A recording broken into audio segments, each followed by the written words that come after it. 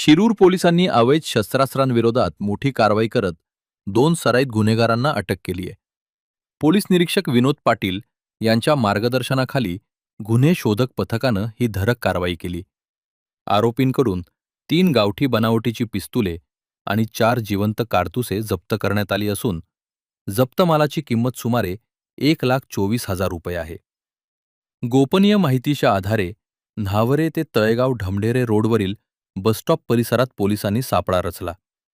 यावेळी विजय उर्फ कोयत्या गोविंद शेंडगे याला ताब्यात घेण्यात आले.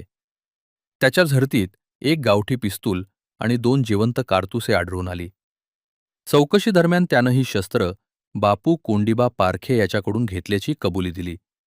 यानंतर पोलिसांनी बापू पारखे यालाही अटक करत त्याच्याकडून आणखी 2 पिस्तुले आणि 2 जिवंत कारतुसे जप्त केली.